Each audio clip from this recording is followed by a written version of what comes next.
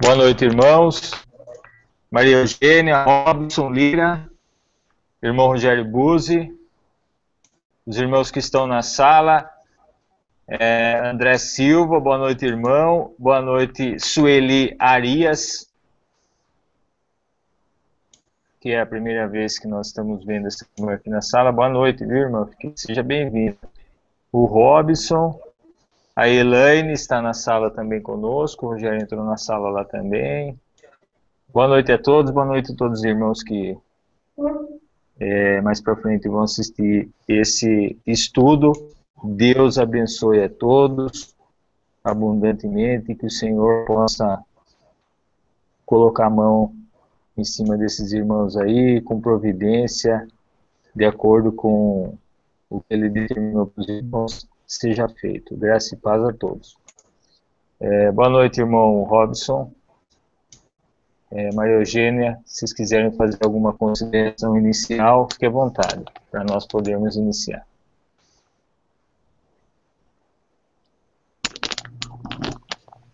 Irmão Marcílio. Oi, Rogério. Oi, Robson. Fique à vontade. Tem como o irmão Rogério, ou você, depois disponibilizar para a gente esse gráfico? Tem. Eu mandei no seu e-mail, tem esse link aí, tem essa imagem aí. Não sei se o irmão viu. Não reparei. Pode olhar lá que está anexo esse arquivo aí. Maravilha então, irmão Marcílio. Deus abençoe. Mas de qualquer forma, se você não conseguir encontrar, a gente envia de novo, tá ok? Irmão Marcílio, realmente seria muito interessante, eu não sei como fazer isso, mas assim, que a gente pudesse já deixar esse gráfico em boa resolução com os irmãos. Se eu soubesse como fazer isso, eu faria, porque eu desenhei esse gráfico de uma forma assim bastante grande, mas eu não sei como passar isso para esses irmãos agora, entende? E seria importante que eles não vão conseguir, eu tentei ampliar do jeito que eles estão recebendo e realmente não aparece bem o gráfico para eles.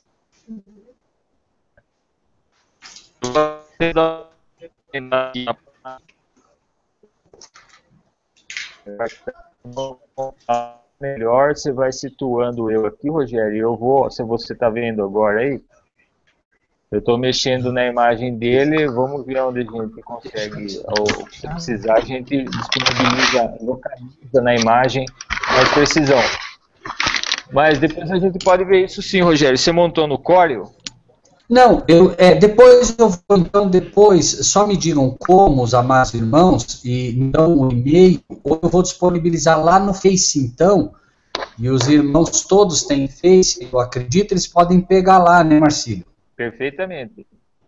Tá? E enquanto isso, assim está excelente, irmão Marcílio. Se puder manter assim para os irmãos, vai ser muito bom, porque eles podem acompanhando passo a passo, né? Ok. Está na sala também a Silvana Mari Gonçalves Fener. Shalom, irmã, paz do Senhor. Vamos iniciar?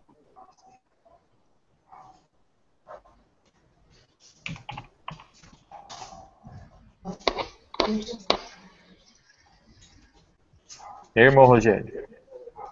Não, pode iniciar a hora que o irmão quiser, mas só me deixa enviar aqui e a gente inicia.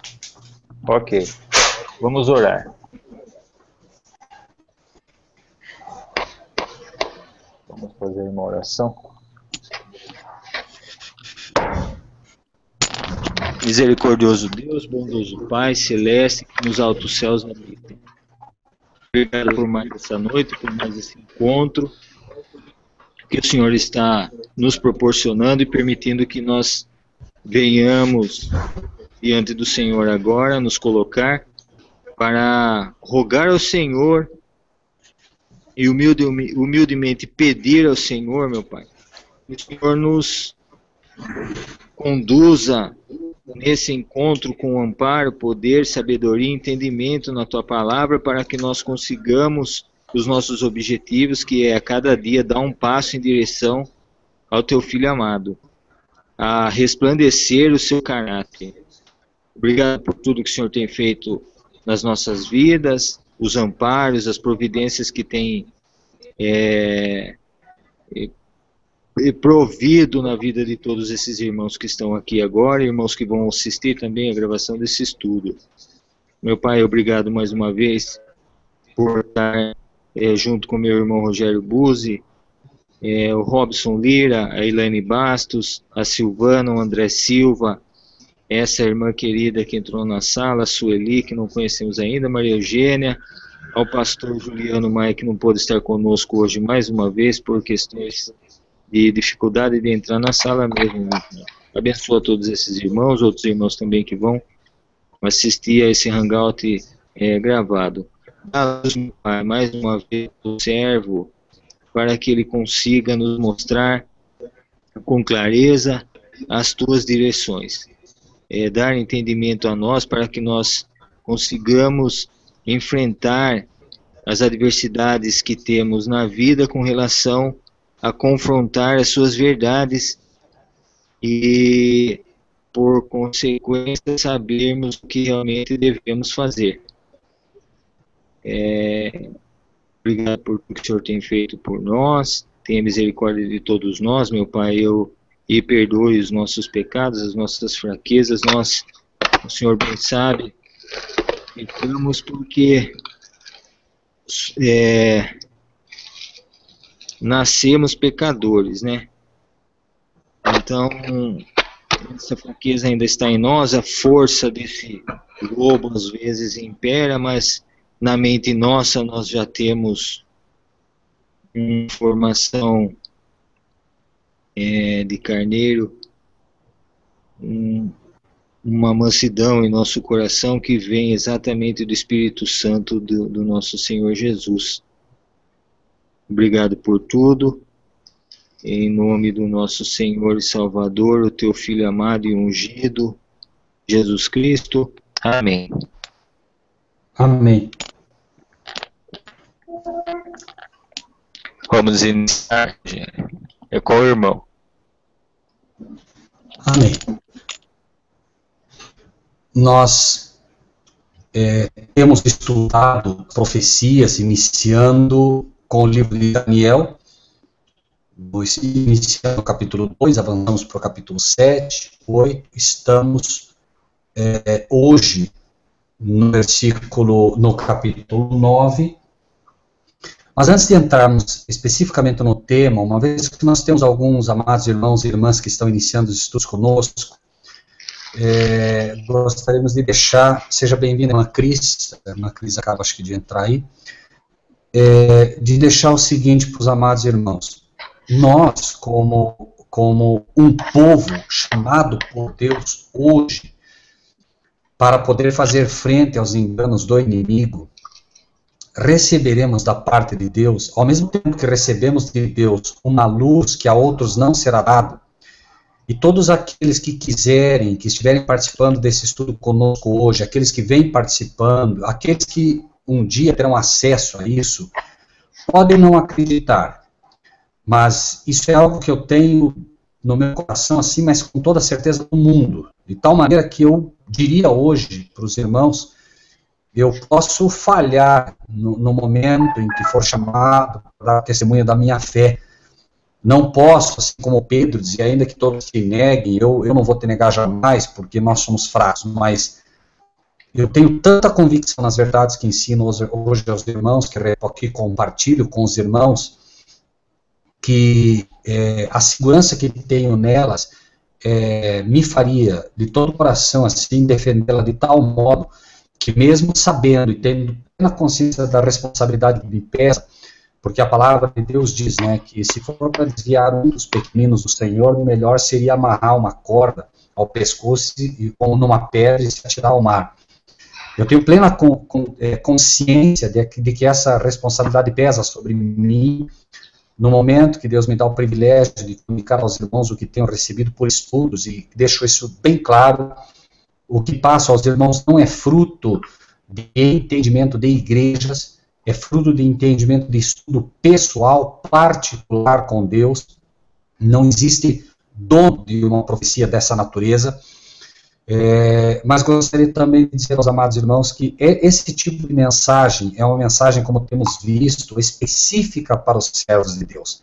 Nunca é demais lembrar os amados irmãos que essa não é uma profecia, essas não são profecias para os filhos de Deus, tampouco são profecias para os santos de Deus, são profecias para os servos de Deus, como já temos falado aqui muitas vezes, e tendo entendimento disso, nós vamos percebendo pouco a pouco o desejo de um Deus de realmente formar um grupo, pessoas que, assim como foi pouco antes que Cristo morresse na cruz do Calvário, reunindo pessoas que não estivessem presos a denominações.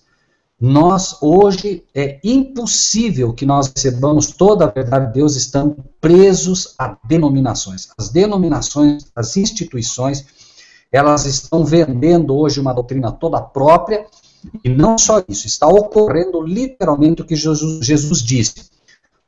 Isso em relação às igrejas, em relação aos líderes religiosos. Vós percorreis a terra toda atrás de um prosélito, e quando o encontrais, o transformais 2 vezes mais filho do inferno do que antes.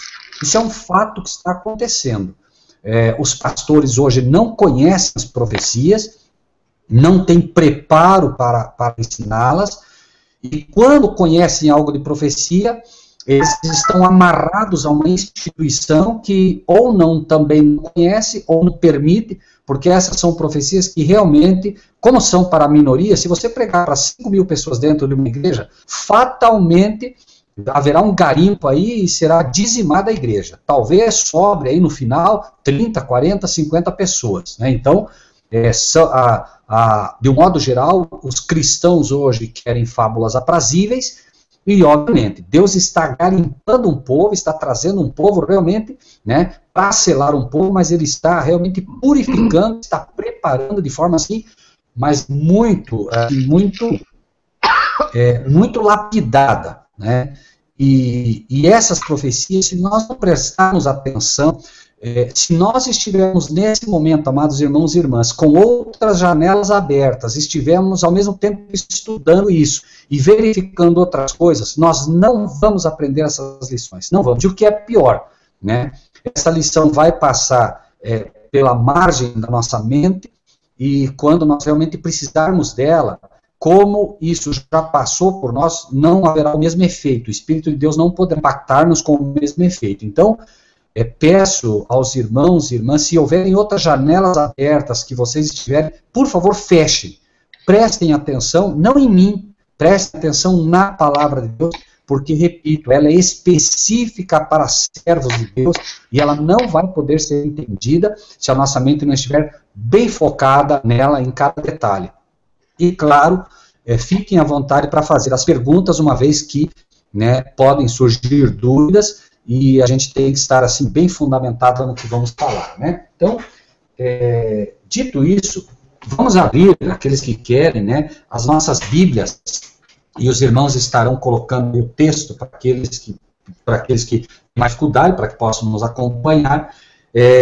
Em primeiro lugar, no capítulo 9, o versículo 21 até o 24. O texto do capítulo 21, do capítulo 9 de Daniel, inicia dizendo assim: estando eu, digo, ainda falando na oração, ou seja, Daniel está orando, o varão Gabriel, que eu tinha visto na minha visão ao princípio, veio voando rapidamente e tocou-me a hora do sacrifício da tarde. E me instruiu e falou comigo e disse: Daniel, agora saí para fazer-te entender o sentido. No princípio das tuas súplicas, saiu a ordem e eu vim para te declarar, porque és muito amado. Toma, pois, bem sentido na palavra e entende a visão. E aí, no 24, ele começa a explicar a visão. Vejam, amados irmãos, alguns pequenos detalhes que são importantes. Em primeiro lugar, o que fez com que Daniel orasse e o que ele buscava nessa oração inicial. Tá? No capítulo 8, no versículo 14, foi dito: até 2.300 tardes e manhãs, e o santuário será purificado. Depois de apresentar no capítulo 8 todos os problemas que viriam em função do pequeno chifre estudado na mesma profecia de Daniel 7 e na profecia de Daniel 8, representada pelo bode que tem um chifre quebrado, etc, etc, etc, que era a Grécia, que depois deu lugar a Roma, que por sua vez de Roma sai esse chifre pequeno, que já mostramos aqui aos irmãos e irmãs, que é o papado. E aqueles que tiverem dúvida, por favor, perguntem por que o papado, como provamos que ele é o papado, né? Depois nós poderemos responder. Apenas por enquanto, veja que em função de tudo que o papado faria, vem a pergunta, né? No versículo 13 do capítulo 8. Capítulo 8, versículo 13. Depois ouvi um santo que falava, e disse outro santo àquele que falava: até quando durará a visão do contínuo e da transgressão assoladora, para que seja entregue o santuário e o exército a fim de serem pisados? Então a pergunta é, até quando vai acontecer isso? O que gera aquela resposta e a oração de Daniel Daniel estava vendo na visão, e o que estava acontecendo é que o santuário, né, e todo aquele ritual que era feito, mostrando a verdade de que um dia o verdadeiro cordeiro morreria pelo ser humano, porque todos aqueles cordeiros, tudo que se fazia no santuário, era tão somente um simbolismo do verdadeiro cordeiro, que era Cristo Jesus, que viria a morrer pelo ser humano. E Daniel vê que esse santuário começa a ser desolado, começa a ser pisado, todo aquele cerimonial estava sendo jogado por terra, né? Como diz o próprio texto, tudo aquilo estava sendo pisado, estava sendo demolida a grande lição que era apresentada. Alguém estava tomando o lugar de Cristo como o único sacerdote que o mundo pode ter diante de Deus. O santuário celestial estava sendo solapado por um santuário espúrio, né? Por isso, o texto era dito antes, né, que foi tirado o lugar do seu santuário, ou seja, o lugar do santuário, que é o celestial, estava sendo arrancado e colocando um santuário terreno no lugar dele. Não era o santuário que Deus mandou Moisés construir, porque nós estamos na época de Daniel aqui, e Daniel estava vendo em visão que toda aquela lição, todo aquele cerimonial estava sendo jogado por terra. Então ele pergunta até quando vai continuar isso, né? E aí vem a resposta que lemos, né? Acabamos de ler no capítulo 9, né? A partir do versículo 21, né? Que é a resposta à oração dele. Capítulo 9, 21. Estando eu, digo, ainda falando na oração, Daniel então está orando, Gabriel, o anjo do Senhor, se apresenta a ele, veio rapidamente e tome a hora do sacrifício da tarde. Note que ele estava orando exatamente no momento em que acontecia o sacrifício do cordeiro na hora da tarde. Note que Deus, então, veja, o que estava na mente de Daniel nesse momento? Exatamente o cordeiro que estava sendo sacrificado naquele período da tarde. No santuário eram sacrificados um cordeiro pela manhã e um cordeiro pela tarde. Por isso também, né, vejam a importância de se orar, né? Daniel orava de manhã, de tarde e à noite.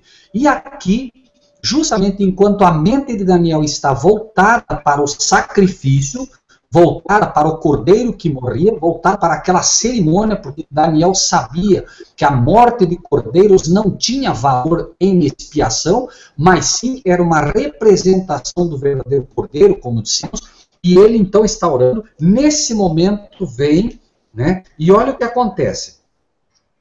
No versículo 22, me instruiu e falou comigo e disse: Daniel, agora saí para fazer-te entender o sentido. Então ele está orando, ele está pedindo luz exatamente sobre a profecia das 2.300 tardes e manhãs que ele não tinha entendido, né? E ele então, o Gabriel, que é o anjo do Senhor, vem cumprindo o que diz o livro de Apocalipse. Nunca se esqueçam, Apocalipse 1, versículo 1 é a revelação, enquanto Daniel é a profecia.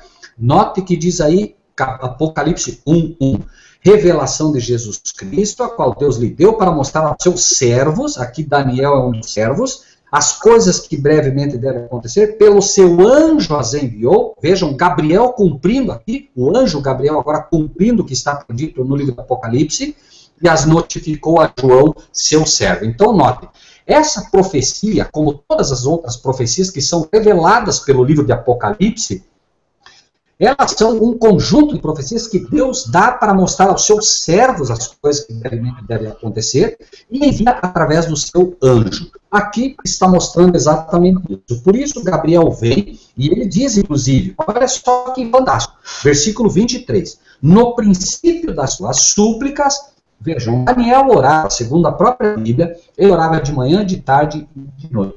Vamos supor, e podemos supor apenas aqui, sem medo de errar, vamos supor apenas, porque nós estamos falando de uma doutrina, que ele tivesse iniciado essa oração 2 horas antes do sacrifício. Vamos colocar bem longe, 2 horas antes do sacrifício da tarde, que ocorria por volta das 3 horas nossas. Vamos imaginar aqui então que ele estivesse orando desde a 1 hora, para colocar assim bem elástica a oração dele, uma oração bastante comprida, né? Uma vez que ele orava de manhã, obviamente não poderia estar orando de manhã e continuando à tarde, porque ele orava de manhã, de tarde e à noite. Então, vamos imaginar que ele tivesse começado essa oração a 1 hora, apenas para efeito ilustrativo, e é dito o seguinte, ó, no princípio das tuas súplicas, talvez ele começa a orar, por exemplo, apenas efeito ilustrativo, repito, 1 hora da tarde, e o anjo diz, no princípio das tuas súplicas, saiu a ordem e eu vim. Note, de quem sai a ordem? De Cristo, obviamente, a revelação de Jesus Cristo, a qual Deus lhe deu. Deus deu para Cristo, Cristo entrega para o anjo Gabriel e diz, Gabriel, vai lá e atende o meu servo Daniel. Assim como ele diz hoje, vai lá e atende o meu servo Robson, vai lá e atende o meu servo Rogério, vai lá e atende o meu servo Marcílio, atende a minha serva Elaine, atende a minha serva Sueli, enfim, atende os meus servos na terra, Gabriel, vai lá e dá luz que eles estão buscando, eles estão pedindo, eles estão orando, vai lá e ajude-os. Isso é um pensamento maravilhoso, irmãos, que o anjo Gabriel, que é o anjo que substituiu Lúcifer no céu, o anjo mais poderoso das hostes celestiais. Imaginem um querubim, irmãos, com os seus 4 metros de altura, com uma envergadura de asa, que de asa a asa você tem 20 metros. Né? Imagine só um anjo dessa natureza vindo agora te auxiliar para que você entenda o livro de Apocalipse. Né? Isso é bíblico. Né? A Bíblia apresenta o anjo com uma média de 10 côvados de altura. Um côvado tem 45 centímetros, então nós, sem medo de errar, podemos afirmar biblicamente que um anjo, um querubim, tem 4,5 metros de altura. Falei 4 metros justamente porque, né, isso é algo que nós temos, por exemplo, até para não maximizar isso, mas né, o côvado pode variar, né? Nós temos o côvado bíblico de 52 centímetros, segundo alguns pastores e teólogos, mas o côvado bíblico que nós encontramos para a medição dos anjos é 45 centímetros. O côvado conta-se da ponta do dedo até o cotovelo. Tá? Esse é um côvado bíblico. Média, 45 centímetros. Então, nós temos 4,5 metros mínimo um anjo, com uma envergadura, como dissemos, né, que beira aí quase os 20 metros. Né? Então, é um anjo espetacular, a velocidade dele, até existem ditados, os irmãos já devem ter ouvido aí, né, ditados que dizem, nunca corra mais rápido do que o teu anjo possa te acompanhar. Isso é um absurdo, parece até uma brincadeira, que imagine a velocidade de um anjo, só pela declaração que nós temos aqui. Ó. Imagine que a 1 hora da tarde, Daniel começa a orar. Gabriel vem e diz assim, no princípio da tua súplica, ou seja, 1 hora da tarde, saiu a ordem e eu vim. Ele não tinha terminado de orar, irmãos, e Gabriel partiu do céu e por isso digo, a título ilustrativo, pelo menos, ele atravessa toda a constelação de Órion e chega pertinho de Gabriel, ou seja, vamos imaginar que ele levou aí, que fosse, né, falando demais, que ele levou 6 horas, irmãos. Pensem bem nisso, irmãos. 6 horas no máximo para partir do céu e chegar ao lado de Gabriel. Tem nave espacial ou avião que pode chegar perto disso? Não dá nem para a gente imaginar a velocidade de um anjo, irmãos. Por isso que diz que eles são céleres como o raio. Né? Não dá nem para imaginar, não existe tecnologia nem perto disso que se possa, né, hoje, ter ideia do que é a velocidade de um anjo. Né? A irmã Sueli está dizendo que o cara está fora de foco. Tenha paciência, irmã Sueli, daqui a pouco o irmão Marcílio vai ampliar no momento que nós tivermos que ampliar e vai ficar claro cada ponto que nós tivermos que tratar, tá bom, irmão Sueli? Não se preocupe com isso por enquanto, tá bem? Então ele diz assim, saiu a ordem, eu vim para te declarar, porque és muito amado. Irmãos, eu não sei como colocar isso de tal forma que os irmãos entendam o chamado que os irmãos têm da parte de Deus hoje. Deus ama a todos indistintamente. Mas a todos aqueles que se inclinam e começam a pedir a Deus entendimento sobre as profecias. Porque, irmãos, convenhamos, as profecias são dificílimas de se aprender. Não é à toa que igrejas com 5, 10 mil membros não têm a menor ideia do que é uma profecia. As profecias são difíceis, irmãos. Eu posso assegurar aos irmãos, eu não digo assim para mérito próprio, por favor, não me entendam mal. Mas eu digo aos irmãos assim, eu já estudei noites inteiras as profecias, às vezes para entender um versículo, amados. É muito difícil. E você precisa jejuar, e você precisa orar. Existem vezes que você vai estudar uma profecia, irmãos, e te dá um sono tão grande, que você tem que, às vezes, interromper 9, 10 vezes o teu estudo e pedir a Deus que tire o teu sono, porque, de fato, o inimigo se posta do teu lado, e você não consegue se manter acordado. Foi nessas horas que eu aprendi que eu nunca tinha entendido quando Jesus disse para os discípulos, mas escuta, nem uma hora vocês puderam lá comigo. Ele encontrou os discípulos dormindo. E eu me perguntava, eu dizia, Senhor, mas por que o Senhor chamou a atenção dos discípulos? O sono é uma coisa que a gente não consegue dominar. E Deus me mostrou que sim, a gente consegue dominar o sono sim, mas será com uma luta tremenda. Ou seja, eu entendi que naquele então, o inimigo fez com que eles dormissem. Da mesma forma que a igreja dormiu e não conseguiu entender as profecias de Deus. Quando vocês estudam as virgens nécias, lembrem-se, irmão, são 10 virgens, 10 nécias, e 10 estavam particularmente, né, despertas, mas todas dormiam, irmãos, todas, tanto as nécias quanto as prudentes. Todas, absolutamente todas dormiram. E nós não podemos dormir. Não podemos dormir com os sinais que estão ocorrendo. Não podemos dormir quando vamos estudar as profecias. E temos que entender, irmãos, isso. O sono, vocês podem observar, façam um teste se quiserem, meus amados. Lembrem-se que Daniel, no capítulo 1, amados, e é importante que a gente coloque essas coisas antes de entrar no tema, para que a gente não se perca. Daniel, capítulo 1, versículo 8, diz assim, ó, Daniel assentou no seu coração não se contaminar com a porção do manjar do rei, nem com o vinho que ele bebia. Portanto, pediu ao chefe dos eunucos que lhe concedesse não se contaminar. E o versículo 12 diz, experimenta, peço teus servos 10 dias, fazendo que se nos deem legumes a comer e água a beber.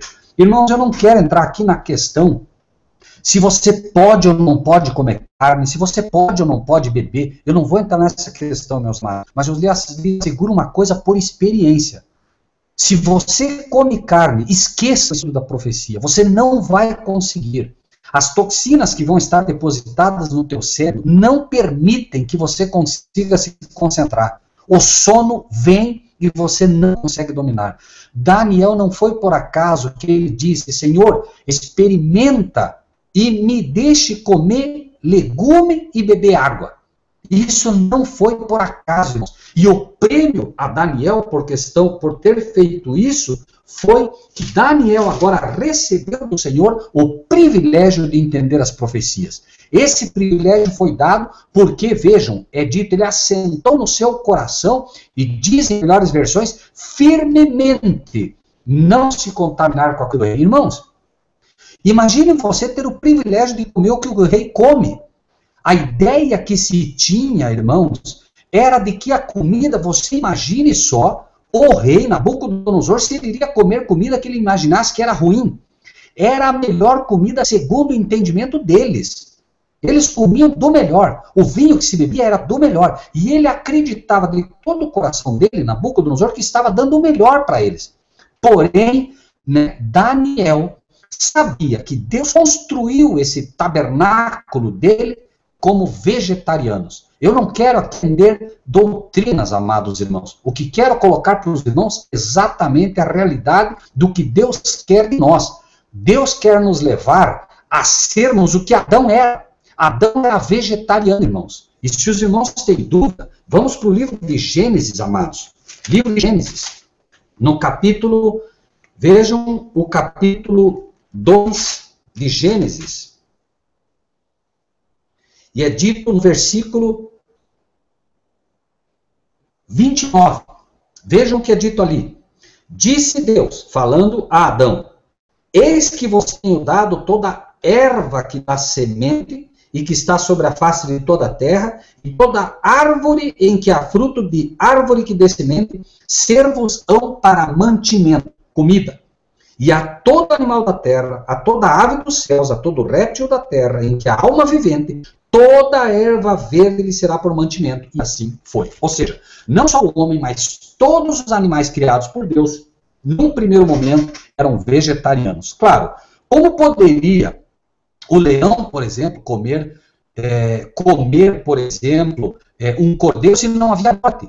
Como poderia o leopardo atacar a cabra ou um carneirinho se não havia morte no Éden? Não podia haver morte no Éden. A morte foi o resultado do pecado. A partir do pecado, os animais começaram agora a comer uns aos outros, e vocês vão ver que somente depois da destruição da terra, pelo dilúvio, é que é permitido para Noé comer carne. E imediatamente diz: eis que os dias do homem serão 120 anos. Ou seja, o homem vivia assim como Matusalém, que viveu 960 e poucos anos, Adão, que viveu 932 anos. Isso é bíblico, irmãos. Nós somos homens bíblicos, não importa o que a ciência diga, que é impossível viver tanto, nós acreditamos num Deus que nos revelou a sua palavra. Adão viveu, amados irmãos, 932 anos, né, numa dieta basicamente vegetariana, e todos que vieram após ele. Mas depois do dilúvio, como o dilúvio acabou com toda a vegetação, não havia o que comer, ele teve que se alimentar dos animais puros que estavam na arca, no primeiro momento, Noé e sua família. Então, imediatamente, o gênero humano se degrada, e a vida do homem passa a ser 120 anos, conforme o relato bíblico, né? Eis que os dias do homem serão 120 anos. Então, né, apenas com essa premissa que a gente quis colocar, irmãos, entendam, amados irmãos, o seguinte: não se trata de doutrina. Não se trata de doutrina, amados. Trata-se de um convite de um Deus que diz: olha, o que eu tenho a vocês é algo muito acima do que o que vocês podem sonhar. Eu não estou lhes prometendo o céu. Ele está dizendo hoje para cada um dos que estão estudando conosco: eu não estou lhes prometendo o céu, eu estou lhes prometendo o que o céu tem de melhor. Eu não quero vocês morando no paraíso. Eu quero vocês como meus sacerdotes. Eu quero vocês como reis e sacerdotes. Eu quero que vocês dominem sobre cidades. E para isso eu quero preparar vocês. Mas assim como os meus sacerdotes no passado, assim como os nazireus no passado, não podiam beber vinho, não podiam comer carne, lembre-se, não comiam. Assim como a eles era dado uma série de restrições que não era dado ao povo comum, também eu lhes dou restrições porque quero de vocês o melhor. Então, irmãos e irmãs, o convite que Deus nos faz hoje não é para sermos filhos de Deus, não é para sermos santos de Deus, é para sermos servos de Deus. Imagine o que é você ser um sacerdote de Deus por toda a eternidade, irmãos. Esse é um privilégio que somente ao ser humano será dado. Porque onde abundou o pecado, superabundou a graça. Nenhuma raça criada por Deus, de todos os mundos criados por Deus até hoje, terá esse privilégio. E sabem por quê? Porque a raça humana que foi comprada pelo Filho do Deus vivo. Hoje, pensem nisso, amados irmãos. Só de galáxias conhecidas são mais de 120 milhões, já que os cientistas já descobriram. Deus não cria galáxias para deixar elas vazias, irmãos. Deus não tem prazer em criar planetas. Deus criou o planeta Terra. Quando tudo estava perfeito, quando tudo, ele próprio disse, eis que tudo era muito bom, ele colocou o ser humano no planeta. A alegria desse Deus maravilhoso não é criar planetas, amados. A alegria desse nosso Pai é criar seres que sejam felizes nos planetas que ele cria.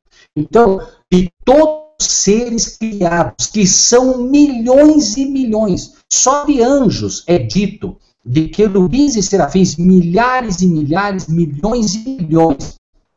Mas de todas as raças criadas, irmãos, a única raça que terá o privilégio de ser sacerdotes de Deus é a raça humana.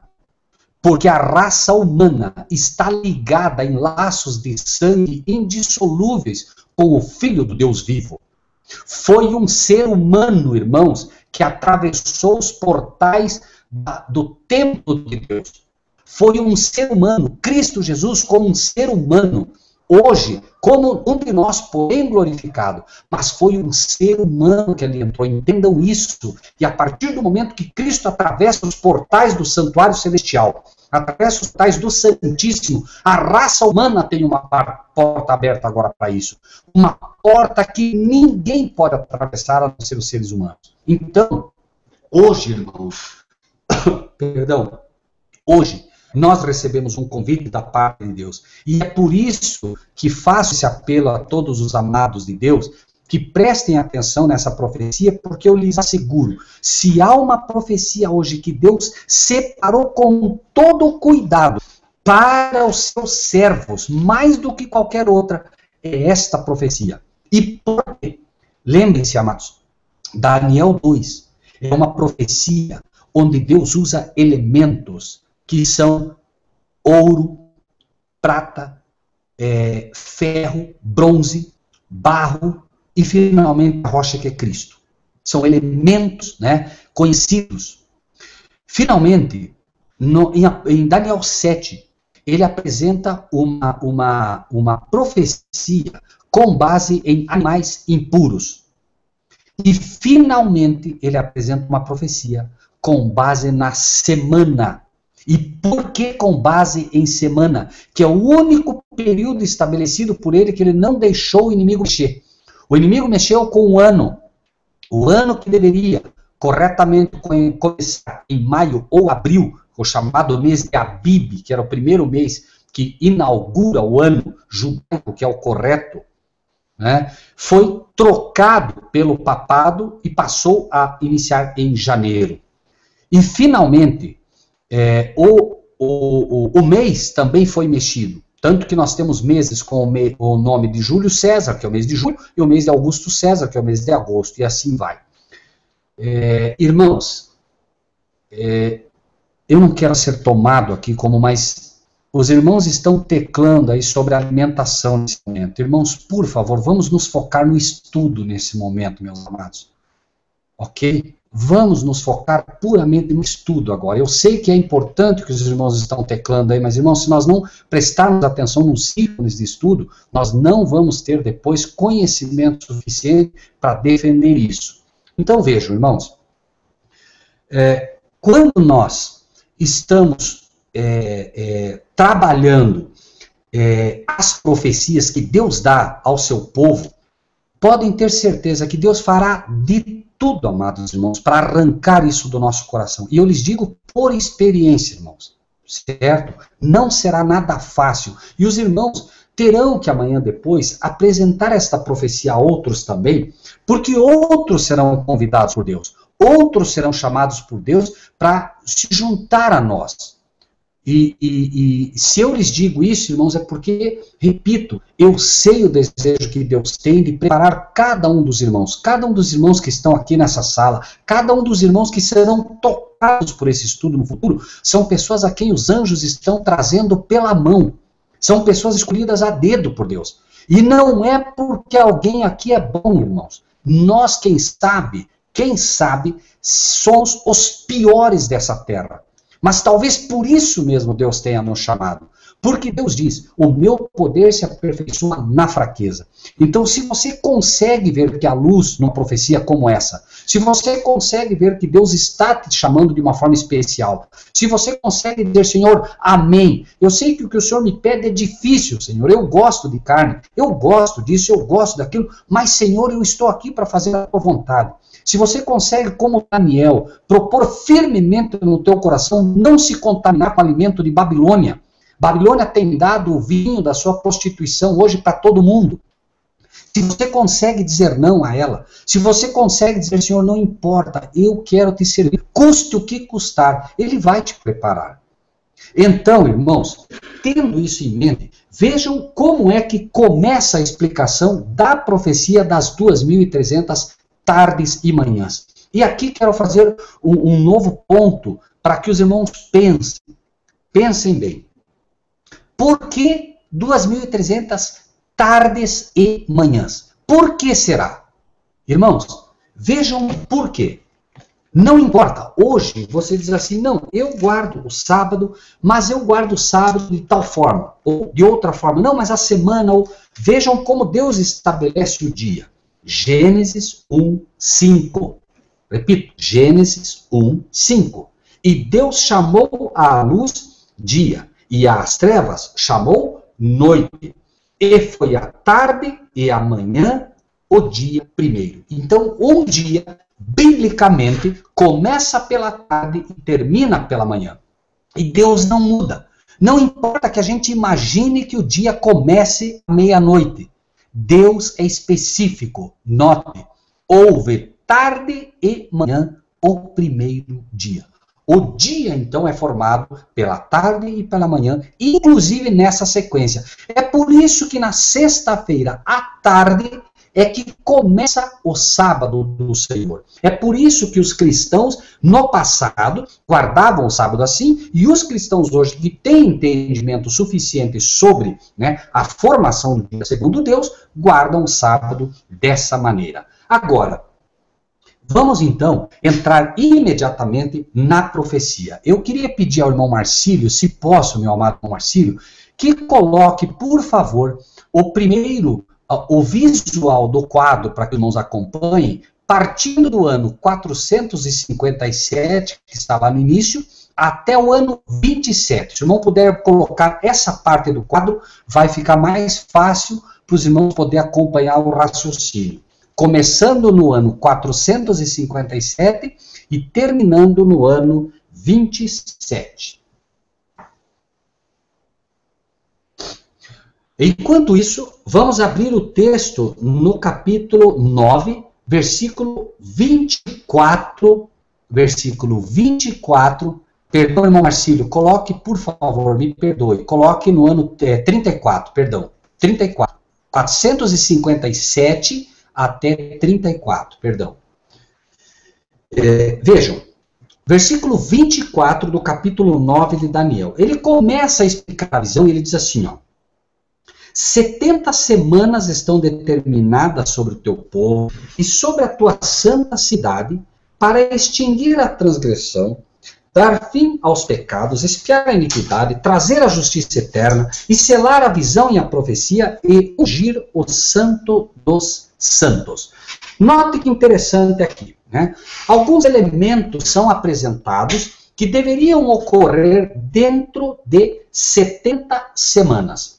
Se nós pegarmos 70 semanas, tá? Vejam, 70 semanas, vamos partir do seguinte princípio. Quanto tem uma semana? Obviamente, 7 dias. 70 vezes 7, 490. Então, marque aí num papelzinho, na sua Bíblia, onde você preferir, 70 vezes 7 igual 490. 70 semanas, então, equivalem a 490 dias, certo? 490 dias nós encontramos nessas 70 semanas. Então, veja, deveriam acontecer algo. Mas, de forma base, 70 semanas estão determinadas sobre o teu povo. Vamos pegar, primeiramente, esse aspecto da profecia. É dito aqui que, vejam bem, em 490 dias proféticos, tenham isso em mente, né, estaria determinado sobre o povo de Deus algo. E olhem o que acontece, né? Você pega o ano 457, não precisamos nem pegar a data, vamos apenas pegar o ano 457, que a história reconhece como sendo o decreto de Artaxerxes, e vamos ver por que esse decreto está aqui, por que essa data está aqui. Vamos apenas, num primeiro momento, ter em mente o seguinte: nós vamos pegar 490 dias proféticos a partir desta data e vamos ver se algo acontece para que a gente possa ter a certeza de que a profecia encontrou o seu cumprimento. Vejam o versículo 25 de Daniel 9, o que diz: sabe e entende. Desde a saída da ordem para restaurar e edificar Jerusalém, até o ungido, 7 semanas e 62 semanas. Então vejam, vocês têm no quadro aí, né? E já vimos que ele diz, desde a saída da ordem para restaurar e para edificar Jerusalém. Esse decreto está no livro de Esdras, no capítulo 7 do livro de Esdras. Não vamos cruzar agora, porque não é necessário. Por quê? Porque se essa data, ela bater com todos os pontos proféticos que estão sendo dados, obviamente que a data está correta. Se não bater, obviamente que nós estamos ensinando algo aqui errado. Porém, né, vejam que, se você pega o ano 457 e leia de novo o versículo 25, desde a saída da ordem para restaurar e para edificar Jerusalém, até o ungido, 7 semanas e 62 semanas. As ruas e as tranqueiras se reedificarão, mas em tempos angustiosos, que é o texto que você tem aí na tua frente. Então vamos lá. Nós temos, e por que, né, a profecia é dada dessa maneira? Né? Veja que ele dá 7 semanas e 62 semanas. Primeiro lugar, vamos ver o ano 457 que temos ali, somando primeiramente 7 semanas agora. 7 semanas. 7 semanas, 7 vezes 7, 49. Então, nós temos 7 semanas, aproximadamente nós teríamos. Então, e dizemos aproximadamente por quê? Porque a semana, na profecia foi dada assim.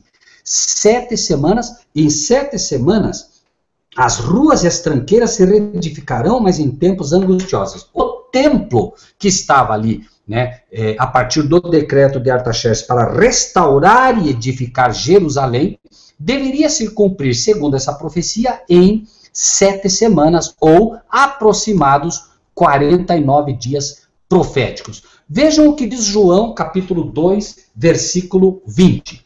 João, capítulo 2, versículo 20.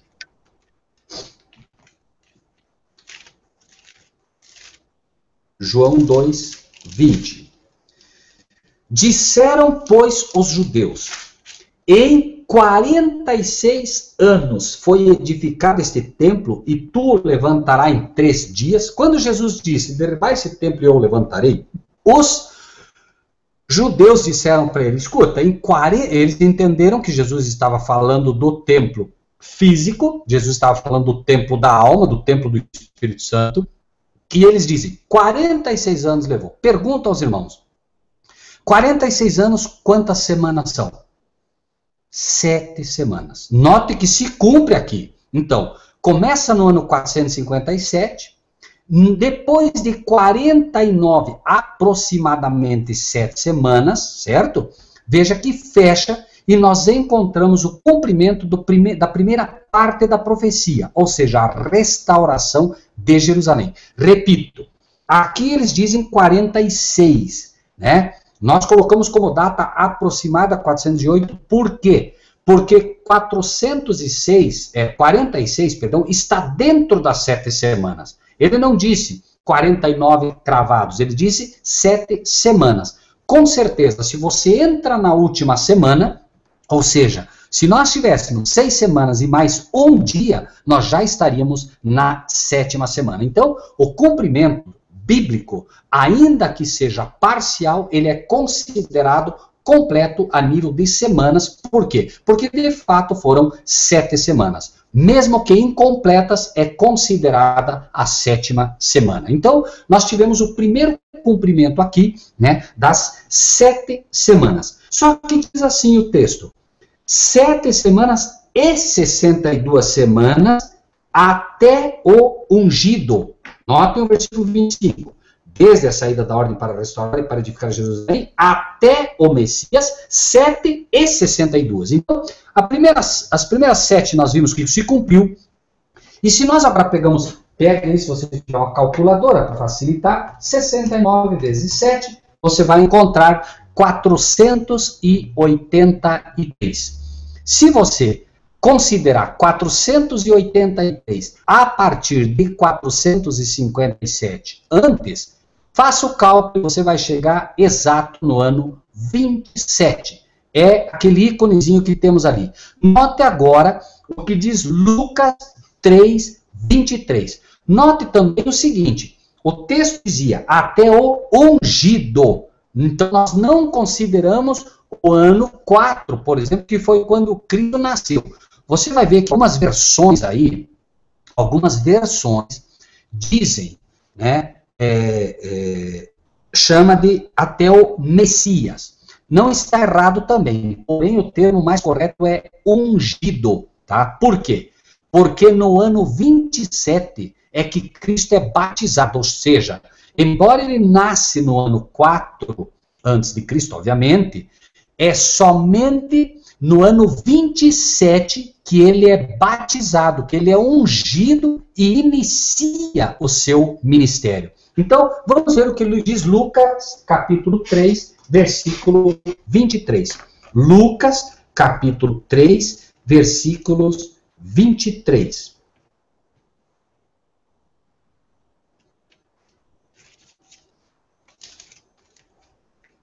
Diz o seguinte: e o mesmo Jesus começava a ser de quase 30 anos, aí diz a genealogia, né? Cedo, como se cuidava, filho de José, José de Eli, etc, etc, etc. Por isso eu digo, irmãos, é preciso ter muita atenção na Bíblia sempre, né? Veja aqui como a Bíblia é cuidadosa. Versículo 23, além de dizer que Jesus começava a ser de quase 30 anos, não tinha 30 completos, né? Também dizendo como se cuidava, filho de José. Né? Por que como se cuidava? Porque de fato Jesus era filho de Deus. Mas as pessoas, muitos, imaginavam que ele era filho de José. Como se cuidava não é porque era, é como as pessoas, muitos, pensavam que era filho de José. Ok? Muitos. Não a grande maioria. A grande maioria chamava inclusive Jesus de bastardo, fazendo até uma analogia má contra o filho de Deus, porém, como se cuidava, ele era filho de José, até porque José adotou a Jesus, né, como um pai terreno, e isso era como se cuidava, aquilo que era normalmente aceito por aqueles que não tinham, né, nenhum preconceito quanto a Cristo Jesus e nem contra José ou Maria. Aqueles que acreditavam, né, que Maria realmente concebeu do Espírito Santo e não, né, como os Deus chamavam de bastardo, dizendo que ela havia, né, tendo filho oriundo de uma relação extraconjugal. Né? Ela já era, lembre-se, noiva de José, embora não casada, já era noiva, e naquele então, noiva era considerada, né, já separada para o casamento. Né? Então, obviamente que essa realidade então, que se apresenta aqui era de quase 30 anos. Se você pega o ano 4, né, que é quando ele nasce, e diminui dos quase 30, você vai chegar no ano 27. Né?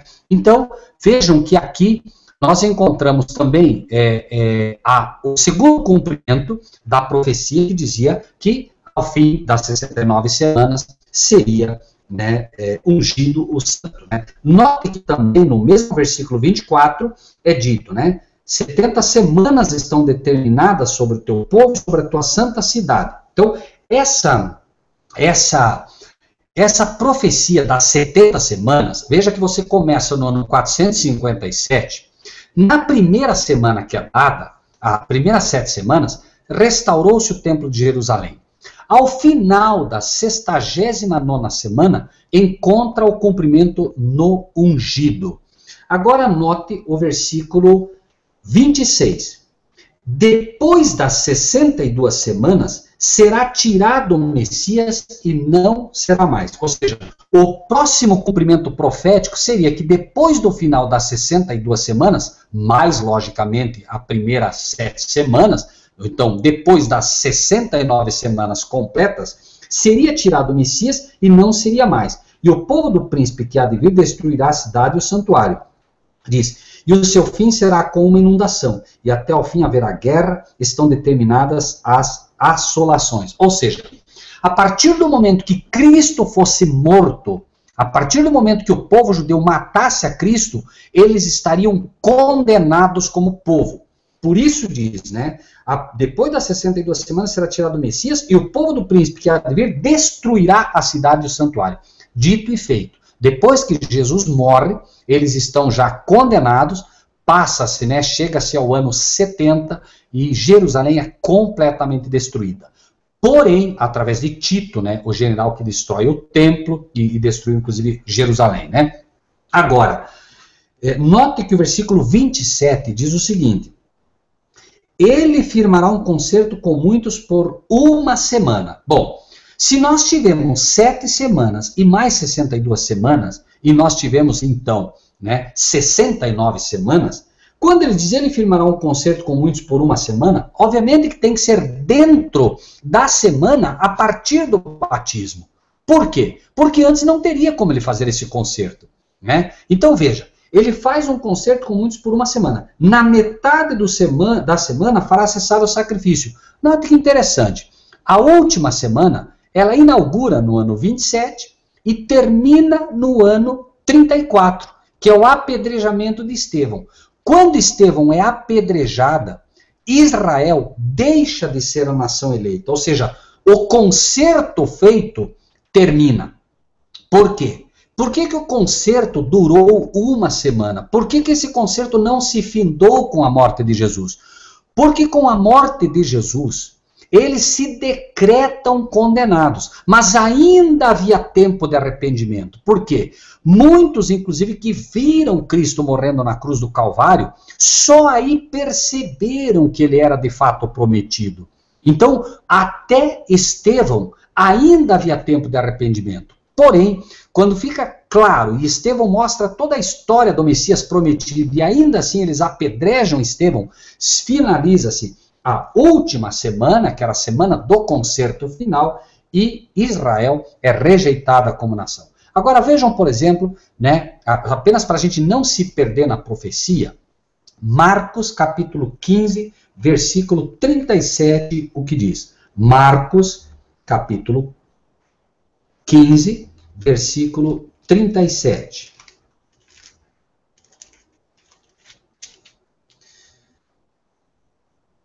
E Jesus, dando um grande brado, expirou, e o véu do templo se rasgou em dois, de alto a baixo. E olha agora o que o centurião diz. E o centurião que estava defronte dele, vendo que assim clamando expirara, quando morre, portanto, disse, verdadeiramente este homem era o Filho de Deus. Ou seja, até a morte da cruz, né, as pessoas estariam ainda percebendo que Jesus era de fato o Messias. Jesus morre, esse homem reconhece, começa a falar inclusive sobre isso, começa a correr de boca em boca esse dito, as pessoas começam agora a se perguntar, escuta, mas o que houve? Quem que era aquele? Quem que não era? Não, aquele lá era Jesus, disse que era o rei dos judeus. Não, mas como assim? Não, mas veja bem, e eles começam a estudar. Por quê? Porque ele morre ali, muita gente estava dizendo, ele morreu como inocente, ele era inocente, enfim. Ou seja, começa realmente a própria morte de Cristo, como ele já havia prometido a Nicodemos, né, que assim como Moisés levantou a serpente no deserto, né, quando o Filho do Homem for levantado, todos atrairei a mim. Então, já era dito que na morte dele, muitas pessoas ainda seriam atraídas a ele. E isso ocorreu. Né? Por isso esse concerto ainda de uma semana. O concerto, que é a última semana das 70, Por isso repetimos, começou no ano 27 e terminou no ano 34. Note que 27 mais 7, 34. Era exatamente a última semana na qual nós teríamos esse cumprimento. Note que no apedrejamento de Estevão, se nós vamos para o capítulo de Atos, capítulo 7, Atos 7, versículo 59, vamos encontrar esse cumprimento na Bíblia. Veja o 59. Apedrejaram a Estevão, que em invocação dizia: Senhor Jesus, recebe o meu espírito. Então, ele morre exatamente como morre Jesus. Note que Jesus foi dito ali, né? E bradando, expirou, né? Pai, em tuas mãos entrego o meu espírito. Exatamente o que acontece com Estevão. Estevão, como um protótipo ali de Cristo também morrendo, usa exatamente as mesmas palavras dele. E agora, o que acontece? Saulo, né, sai, se arrepende e o evangelho agora vai também para quem? Para os gentios. Note que fantástico o cumprimento pelo que Cristo mesmo falou. Olha o que diz o livro de Mateus, e às vezes a gente lê as coisas e pensa que na Bíblia existem coisas que são feitas por acaso, ou certamente você já deve ter ouvido pregação do seu pastor, que pregando sobre o perdão, quando Pedro diz, né, Senhor, quantas vezes devo perdoar aquele que peca contra mim? Senhor, 7 vezes? Os fariseus ensinavam que você deveria perdoar até 3 vezes. Pedro, como sabia que Cristo era bem melhor que os fariseus, ele vem e diz assim, Senhor, 7 vezes? Qual é a resposta de Jesus? Né? Provavelmente você já ouviu o pastor dizendo, olha, isso não quer dizer que você tem que contar, porque Jesus estava querendo dizer que deve se perdoar quantas vezes forem necessárias. Jesus estava querendo dizer isso. Jesus estava querendo dizer aquilo. Irmãos, Jesus é perfeito. Sabe o que Jesus quis dizer quando disse 70 vezes 7? Ele quis dizer exatamente o que disse. Ele disse 70 vezes 7. E quando Jesus olha para você, olha para um discípulo, aquele que é perfeito, e te fala 70 vezes 7, a melhor coisa que você faz é calcular. Se Jesus olha para você e diz assim, 2 mais 2, sabe o que você tem que fazer? Somar. Se Jesus te diz, filho, 3 menos 1, sabe o que você tem que fazer? Subtrair. Faça o que ele falou. Jesus disse, Pedro, 70 vezes 7. A melhor coisa que nós fazemos é multiplicar. E se você multiplica 70 vezes 7, você encontra exatamente os 490 dias da profecia. Note, 70 semanas estão determinadas sobre o teu povo e sobre a tua santa cidade. Pedro era judeu. Pedro vem e pergunta, Senhor, quantas vezes devo perdoar aquele que peca contra mim? Jesus dá uma resposta para nós, mais do que para qualquer outro. Por quê? Está respondendo para nós o tempo de perdão do povo judeu como nação. O povo judeu vinha vez após vez ofendendo o Espírito de Deus. E notem a resposta então de Mateus 18, 22, apenas para ter o texto claro no coração dos irmãos. Jesus lhe disse, não te digo que até 7, mas até 70 vezes 7. Quem eram os irmãos de Pedro? Judeus, obviamente. Ele disse, Senhor, até quantas vezes pecará meu irmão? Até quando pecará o judeu contra mim? E Jesus agora dá uma resposta para Pedro, que ele não tinha como errar, porque, obviamente, ele sabia que teria que perdoar muitas vezes, mas ele dá uma resposta para nós, a quem os fins dos séculos têm chegado, mostrando que a profecia de Daniel estava por encontrar já o seu cumprimento. Cristo já estava sendo preparado para isso, já estava sendo preparado para a morte, e ele já estava mostrando claramente aqui, que a profecia de Daniel, principalmente a última semana, já estava encontrando quase o seu cumprimento, porque a nação de Israel, que vinha sendo perdoada vez atrás vez, por ter rejeitado o Messias, por estar procurando crucificar já o Messias, encontraria finalmente, um basta no tempo em que era um povo privilegiado. Bom, seguindo o estudo, se até aqui estamos claros, note que nós colocamos aí para que você possa acompanhar, antes do ano 457, na sua tabelinha, o número 1, no 408, o número 2, no ano 27, o número 3, no ano 4, o número 31, no 34, o número 5, são números que nós já vamos explicar o que quer dizer. Num primeiro momento, né, vamos avançar um pouquinho mais agora, se o irmão Marcílio puder, irmão Marcílio, passar para a parte final, isso, por favor, para a parte final, pegando aí a última data, aí, 6.1844, essa data, vamos deixar aí para que os irmãos possam acompanhar com a gente. Notem que a profecia foi, desde o princípio, até quando, né, duraria esta transgressão. No versículo 24, voltando um pouquinho, ele diz: 70 semanas estão determinadas sobre o teu povo, já vimos que se cumpriu no ano 34, sobre a tua santa cidade, sabemos que ela foi destruída no ano 70, mas aí diz assim: para dar fim aos pecados, expiar a iniquidade, trazer a justiça eterna, selar a visão e a profecia e ungir o santo dos santos. Todas essas coisas tinham que ocorrer. Porém, notem que era dada 2.300 tardes e manhãs. É isso que foi dada na profecia.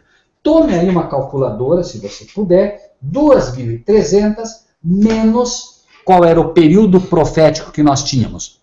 Nós tínhamos aqui, né, as 2.300 tardes e manhãs, partindo de 457.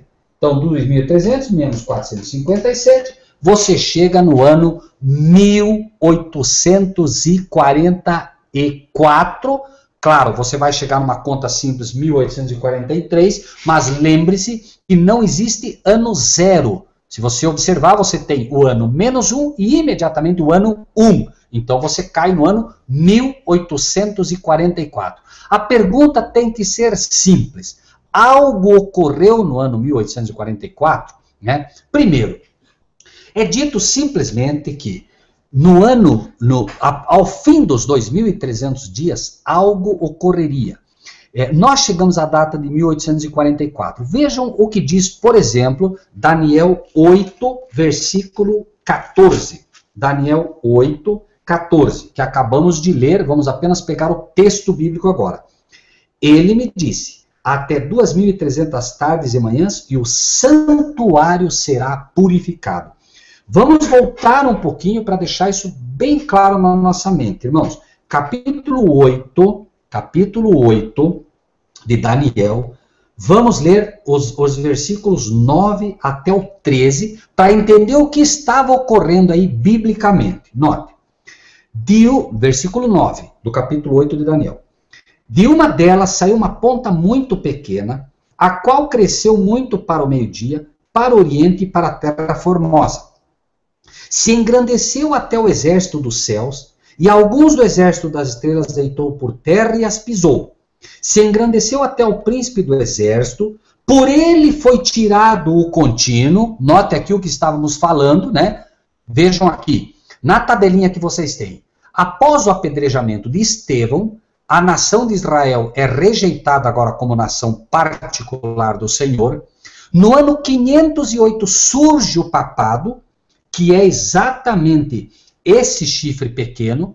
No ano 538, como já estudamos, Justiniano derrota os ostrogodos, a última tribo resistente ao poder papal. O papado agora derruba os ostrogodos, ano 538. Inicia-se esse período de transgressão assoladora, o papado do ano 538 até o ano 1798 agora. Cria todos os dogmas papais, cria o purgatório, cria o limbo, cria o inferno arder eternamente, cria a confissão auricular, cria a adoração aos santos, cria a adoração a anjos. Enfim, irmãos, dogmas e mais dogmas, e foram poluindo o templo da alma, foram poluindo o santuário de Deus, foram substituindo o sacrifício de Cristo, né, tendo no seu lugar um falso sacerdote. Tudo isso foi feito, e repito, notem as datas. do ano 508 até o ano 1798 isso ocorreu, como já estudamos no passado, né? Já estudamos em Daniel 2, estudamos em Daniel 7, isso junto com Apocalipse 13. Então é óbvio que, quando ele pergunta, por exemplo, até quando aconteceria isso, obviamente que teria que ser em alguma data depois de 1798, porque a Bíblia diz que o papado teria poder por 1260 dias. Dias, obviamente, proféticos. Dias na Bíblia, em profecia, são anos. Mostramos isso já também, né? Porém, para aqueles que não puderam acompanhar também com mais detalhes, o capítulo 7, no versículo 8 e 9 diz: estando eu considerando as pontas, eis que entre elas subiu outra ponta pequena, esse é o papado, repetimos, diante da qual 3 das pontas primeiras foram arrancadas. Ostrogodos, visigodos e érulos foram os povos que o papado derrubou para poder alcançar a sua supremacia, e diz: e eis que nessa ponta havia olhos, como olhos de homem, e uma boca que falava grandiosamente. Mostramos na Bíblia que essa boca que falava grandiosamente é o papado falando contra Deus, atacando a Deus, né? Então, em algum momento, obviamente, depois do ano 1798, como falamos, deveria iniciar o juízo investigativo, ou o juízo, conforme mostramos também na própria profecia do capítulo 7 de Daniel. Veja o versículo 10 do capítulo 7. Um rio de fogo manava e saía de diante dele, milhares de milhares o serviam, e milhões de milhões estavam diante dele, assentou-se o juízo, e abriram-se os livros. Note aqui em 1844, então, vamos ver no Apocalipse esse cumprimento. Apocalipse, capítulo 5. Veja que lemos aí de um livro que seria aberto, né? O capítulo 5 de Apocalipse diz: vi na direita do que estava sentado sobre o trono, esse é o Pai que está sentado sobre o trono, um livro escrito por dentro e por fora selado com 7 selos. E vi um anjo forte, veja o mesmo Gabriel que aparece em Daniel, bradando com grande voz: quem é digno de abrir o livro e desatar os seus selos? 3. Ninguém no céu, nem na terra, nem debaixo da terra podia abrir o livro, nem olhar para ele. Por quê? Somente Cristo Jesus podia abrir esse livro, porém ele ainda não estava ali, ele estava chegando neste local, como vemos no versículo 6. Olhei, e eis que estava no meio do trono e dos 4 animais viventes, e entre os anciãos um cordeiro, como havendo sido morto, tinha 7 pontas e 7 olhos, que são 7 Espíritos de Deus enviados a toda a terra, e o versículo 7, e veio, porque não estava ali, veio, tomou o livro da direita do que estava sentado sobre o trono, ou seja, ele vem, toma o livro, esse livro era o livro de Daniel, em primeiro lugar, que estava selado com 7 selos. Irmãos, o livro, repito, de Daniel, conforme vocês veem aqui no Apocalipse, estava selado com 7 selos. Por isso, contem aí, irmãos. Podem ver ali que nós enumeramos para os irmãos ali. Primeiro selo, 400, notem aí no material que vocês têm. Primeiro selo, 457. Abre-se a data profética do início do período. Segundo selo, o ano 408 é aberto também para o povo de Deus. Terceiro selo, o ano 27, que é o batismo de Jesus. Quarto selo, o ano 31, que é a morte de Jesus. O quinto selo, o apedrejamento de Estevão, que acontece inaugurando o quinto. Sexto, 1844, outra data dentro dessa profecia que foi aberta, repetimos, nessa época. E o sétimo selo. Por que o sétimo selo, em pergunta? Porque vejam o que diz o livro de Daniel 12, capítulo 12, versículo 12, Daniel 12, versículo 12, diz: bem-aventurado o que espera e chega até 1335 dias. Então, veja, ele está apontando, veja, 1844, ou, né, a profecia das 2.300 tardes e manhãs, encontra um cumprimento de 1260 e 1290. Aí ele diz: bem-aventurado que espere e chega até 1335 dias. Já vamos explicar isso à luz do que estamos apresentando. Por enquanto, vejam o que diz Apocalipse 10, capítulo 1 a 7. Apocalipse 10, 1 a 7. Prestem bastante atenção nesse detalhe e nós já vamos mostrar para os irmãos como biblicamente não há como fugir dessa profecia. 10, 1 a 7. Olhem o que diz, irmãos. Vi outro anjo forte que descia do céu, vestido de uma nuvem, por cima da sua cabeça estava o arco celeste, o rosto era como o sol e os pés como coluna de fogo. Notem o versículo 2, amados. Tinha na mão um livrinho aberto. Esse é o livro de Daniel que está aberto, nas mãos de Cristo que tomou esse livrinho. Por isso o rosto como o sol, lembre-se, Jesus é o sol da justiça. Ele tem, vejam irmãos, ele tem na mão um livro aberto, pôs o pé direito sobre o mar, o esquerdo sobre a terra, clamou, olhem agora, clamou com grande voz como quando brama o leão, e havendo clamado os 7, número de plenitude, amados irmãos, não tem mais trovão para tocar mais nada, os 7 trovões agora, vejam só irmãos, fizeram soar as suas vozes, 7 irmãos, sendo ouvidas dos 7 trovões as suas vozes, eu ia escrevê-las. Mas ouvi uma voz do céu que dizia, sela o que os 7 trovões falaram e não o escrevas. Note, o livro de Daniel foi aberto. Todos os selos foram abertos. Apenas o último não foi aberto. E vejam o que é. Vejam o que é essa revelação. Sendo ouvidas os 7 trovões, eu ia escrevê-las. João ia escrever, mas disse, não, sela isso aí. Não é para escrever isso.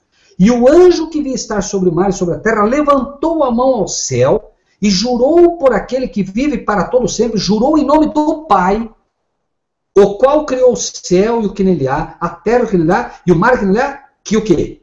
Que não haverá mais demora. Não haverá mais demora do que, irmãos? Só existe uma coisa que o cristão deseja hoje. Mas nos dias da voz do 7º anjo, 7º, quando tocar a sua trombeta, a palavra de Deus diz, mas ao soar da 7ª trombeta, Cristo vem buscar os seus. Note, mas nos dias da voz do 7º anjo, quando tocar a sua trombeta, a 7ª, o 7º anjo tem que tocar a 7ª trombeta, se cumprirá o segredo de Deus, como anunciou aos profetas os seus servos. Irmãos, se os irmãos me permitem colocar algo aqui, e se os irmãos conseguem acompanhar esse raciocínio com calma, em primeiro lugar, vejam o que está sendo dito aqui. Primeiro ele jura pelo Pai, porque somente o Pai sabia o dia e a hora. Então o juramento tem que ser em nome do Pai. Aí ele diz assim, né? Não haverá mais demora. Não há nada que o cristão deseje mais do que a vinda de Cristo Jesus. As vozes que proferem do trono são as vozes que proferem do Pai, certo? É o Pai. O segredo do Pai é esse. Jesus disse, a vinda do Filho do Homem ninguém sabe, nem os anjos de Deus, nem o Filho, somente o Pai. O segredo do Pai é esse. É a vinda do Senhor Jesus. Por isso que, embora tenham sido abertos os 7 selos, o último selo, embora aberto, foi dito, não escrevas. Ou seja, não está revelado. Isto será dito diretamente pelo Pai. O Pai vai anunciar. Agora notem, irmãos, se isso é assim ou não. Então nós temos 1844, a última data profética das 2.300 tardes e manhãs. Não teremos mais data profética quanto ao tempo, a não ser aquelas que estão dentro da profecia das 2.300 tardes e manhãs, se me entendem. Agora vejam, irmãos, o seguinte. Irmão Marcílio, veja, assim tá bom, perdão. Vejam só. Nós chamamos de supremacia papal número 1, o fato do ano 538 até o ano 1798, assim está bom, é que o papado tem a sua supremacia. Mas vamos para o livro de Apocalipse para ver o que ia acontecer. No ano 1798, General Berthier leva preso o Papa Pio VI, a mando de Napoleão Bonaparte, finda a perseguição papal, perde-se o poderio papal, porém, veja, no ano 1798, porém vejam o que diz o livro de Apocalipse, capítulo 13, falando da besta que sobe do mar, que é, sem dúvida nenhuma, o papado. Apocalipse 13, versículo 3. Prestem atenção, amados irmãos, aqui. Repito, no ano 1798, o Papa recebe uma ferida de morte. Agora vejam, capítulo 13, versículo 3. Vi uma de suas cabeças, uma das cabeças do papado, como ferida de morte, e a sua chaga mortal foi curada, e toda a terra se maravilhou após a besta. Então, a ferida mortal, que foi recebida no ano 1798, seria, segundo a profecia, curada. No ano 1929, Mussolini faz o Tratado de Latrão, devolve o território para o Papa, reempossa o Papa, e o papado passa a ser agora uma monarquia novamente.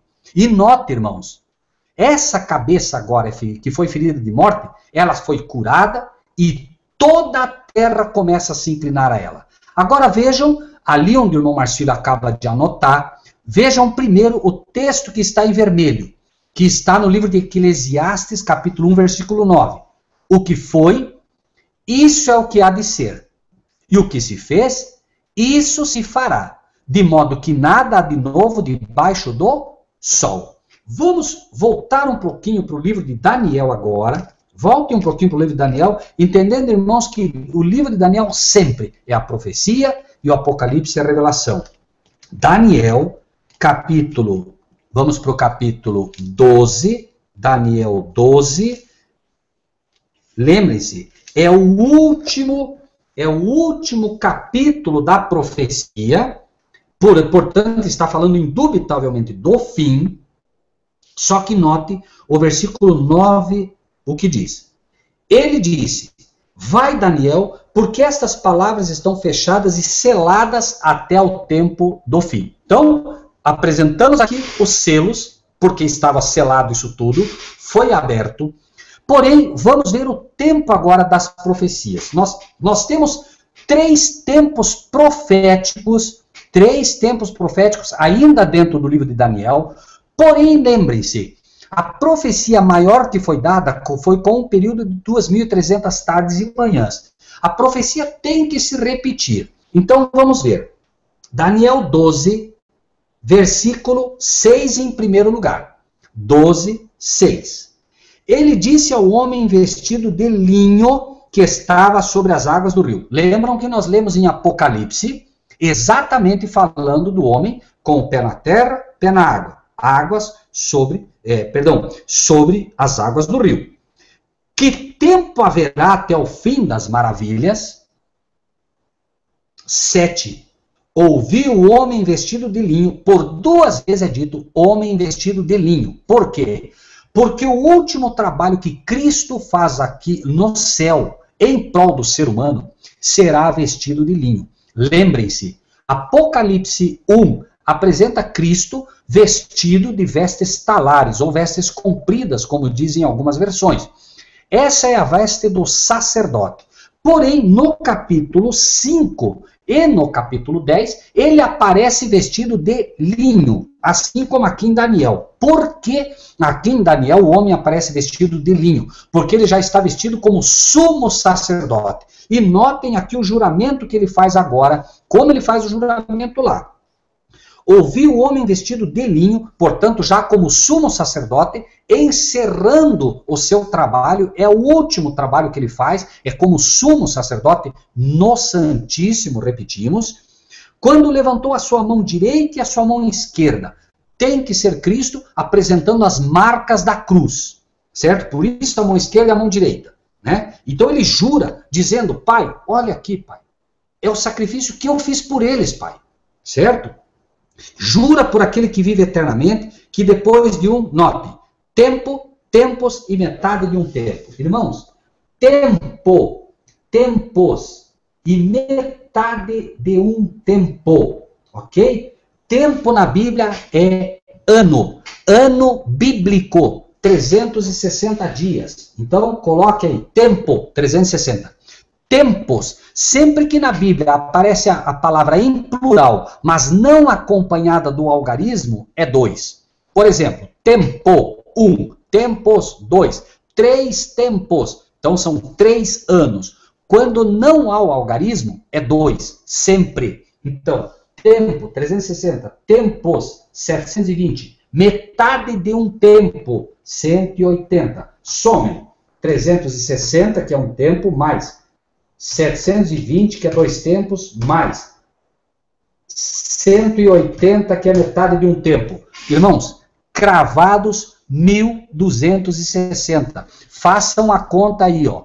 538 até 1798. 1260. Sem pôr nem tirar.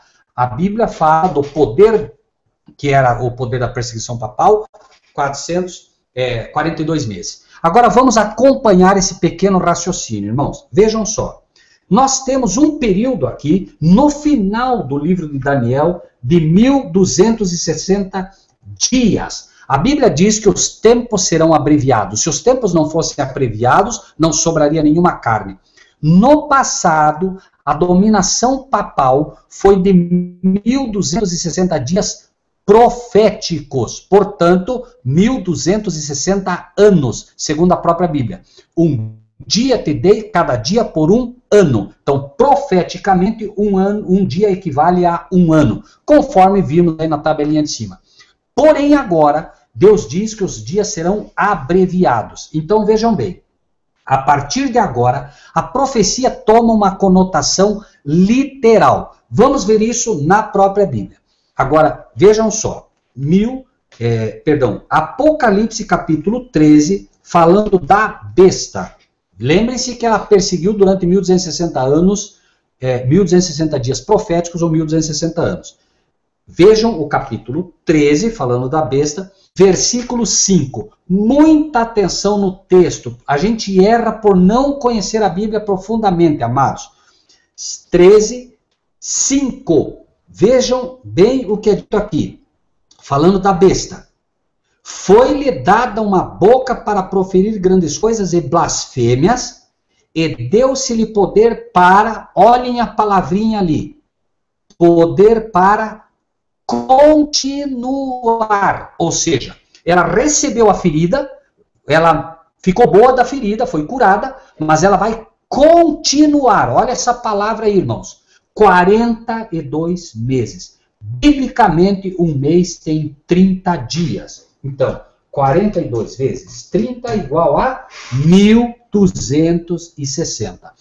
Porém, irmãos, agora o papado recebe poder por 42 meses. Não diz 1260 dias. E quero que prestem muita atenção, porque, irmãos, são detalhes que a gente se perde. Por que Deus não colocou aqui 1260 dias ou 1260 tardes e manhãs? Porque Deus quer que você entenda aqui literalmente. Um dia equivale a um ano. Então, se eu tenho 1260 dias dito, eu tenho 1260 anos. Porém, 42 meses está aqui para mostrar que isso agora é literal, irmãos. Agora é literal esse tempo, ok?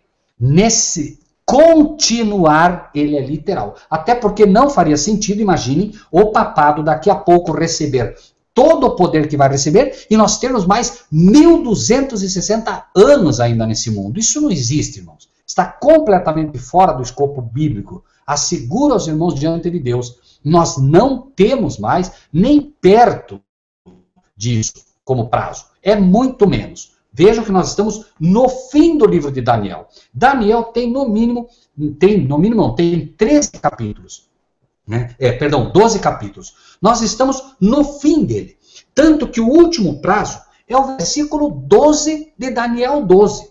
Depois só temos, tu, porém, vai até o fim, porque repousarás e estará na tua sorte no fim dos dias. Com isso encerra o livro de Daniel. Ou seja, O penúltimo versículo é Daniel 12:12, que diz, bem-aventurado que espera e chega até 1335 dias. Agora, irmãos, tendo em mente que o papado terá 1260 dias de poder, notem Apocalipse 11, o que vai acontecer.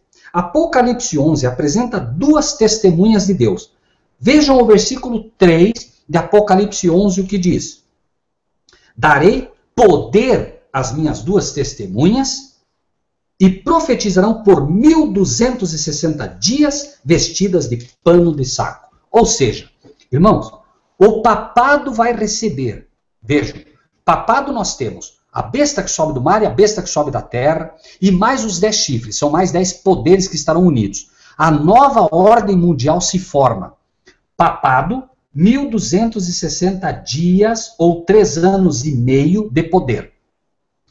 As duas testemunhas de Jesus, que devemos ser nós, irmãos, nós e mais a igreja de Deus unida a nós, recebe 1260 dias também, ou 3 anos e meio. Será uma luta igualitária.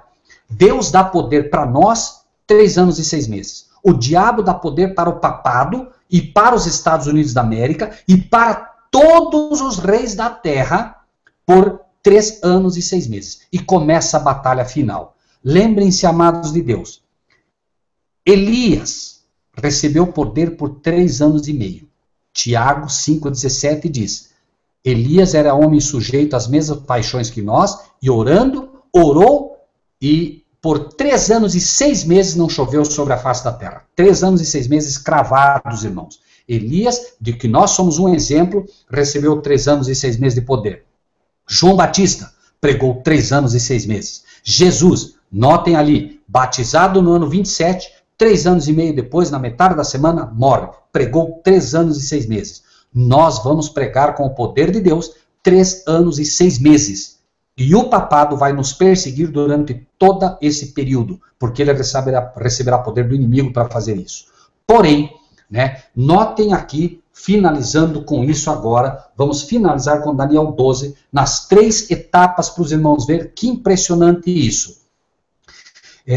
Se o irmão Marcílio puder, irmão Marcílio, por favor, só descer um pouquinho para que a gente possa pegar a supremacia papal número 1 lá em cima também, meu irmão. Só para cima, não precisa ir para o lado. Só para cima, por favor. Me ajude aí que vai aparecer. Isso. Tem que aparecer só não, tem que ficar os dois. Tem que ficar o tempo determinado do fim da número 2 e da número 1, irmão Marcílio, por favor. Que aí os irmãos podem acompanhar aí, tá? Pode subir mais, irmão Marcílio. Mais, por favor, suba. Não, suba, Marcílio, não desça, suba. Não, para cima. Suba, isso, mais. Ok, aí, agora, um pouquinho mais. Isso. Pegando essas duas partes amarelas mais escuras. Amém. Ok? Isso aí, irmão Marcílio. Obrigado, meu irmão. Se vocês observarem a supremacia papal número 1, vamos ver aqui primeiro os 3 períodos de Daniel. Daniel 12. Então diz, o tempo de poder do povo santo é 1260 dias, ou tempos e metade de um tempo, segundo Daniel 12,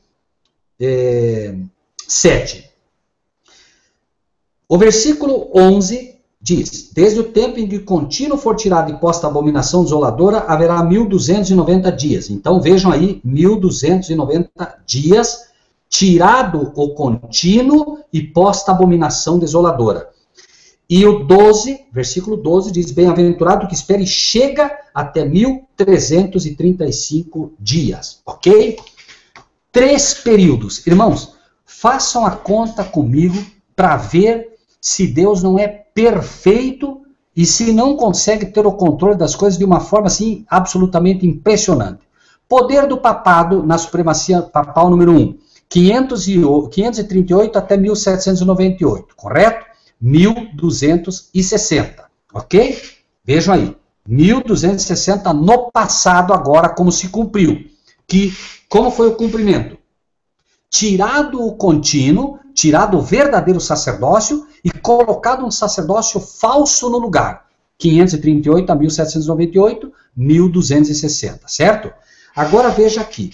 Desde o tempo em que o contínuo for tirado e posta a abominação desoladora, 1.290 dias. Então, repetindo, 538 a 1798, o poder desse papal.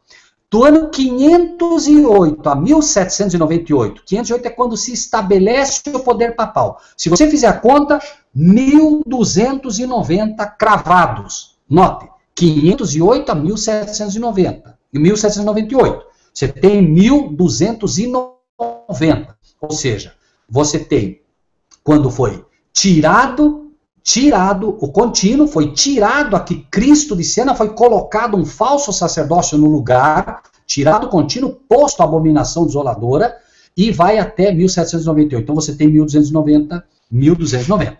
Bem-aventurado o que espera e chega até 1335.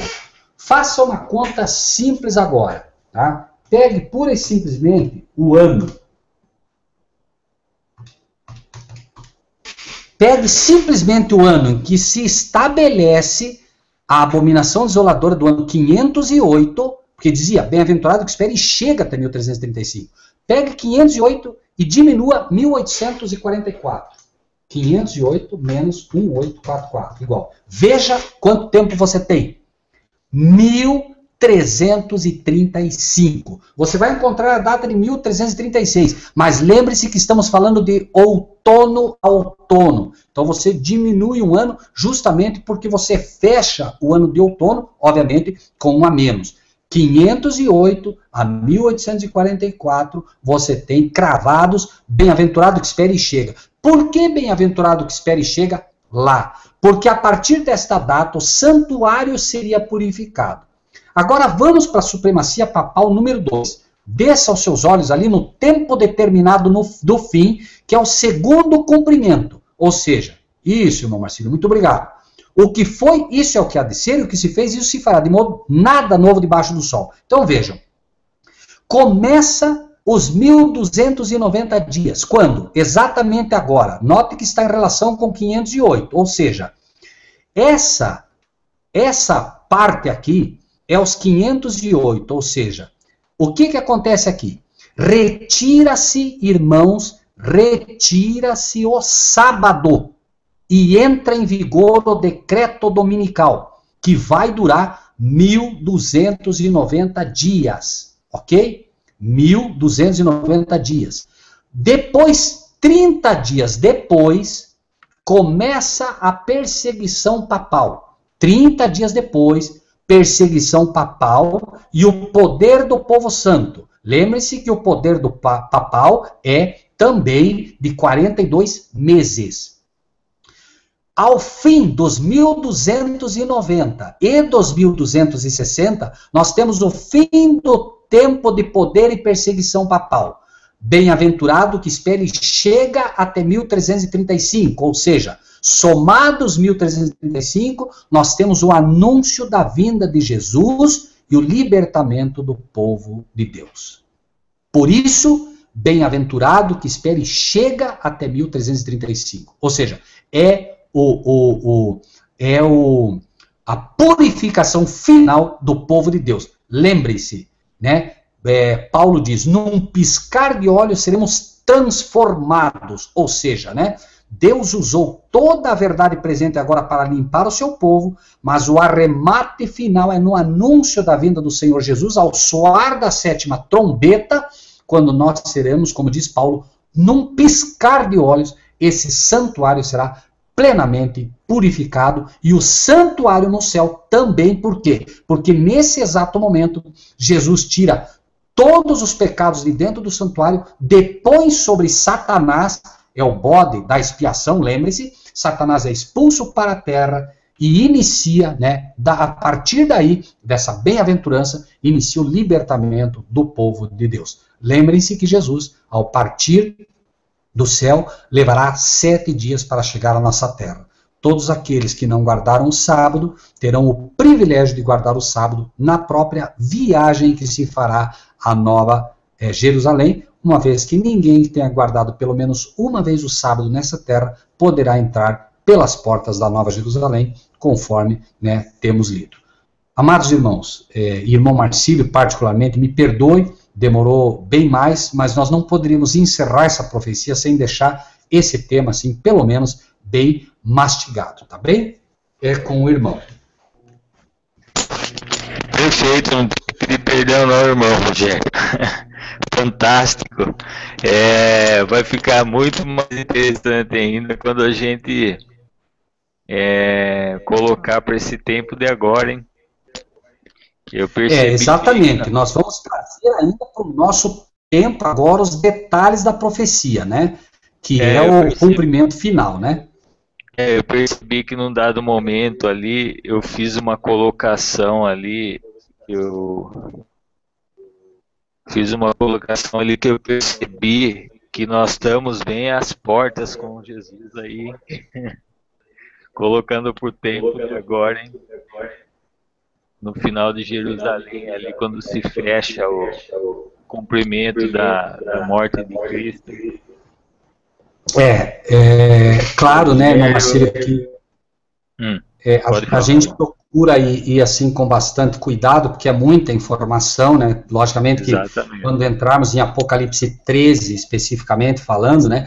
Aí a gente vai dar mais detalhes, né? Mas por enquanto nós temos que solidificar bem a profecia, porque daí a gente não tem perigo de errar. Muita gente tem errado, irmão Marcílio, meus amados irmãos e irmãs, porque não solidificam biblicamente a profecia. Aí pegam os sinais e se atrapalham todos, porque não houve uma raiz segura plantada lá no início, entende, meus irmãos? Exatamente.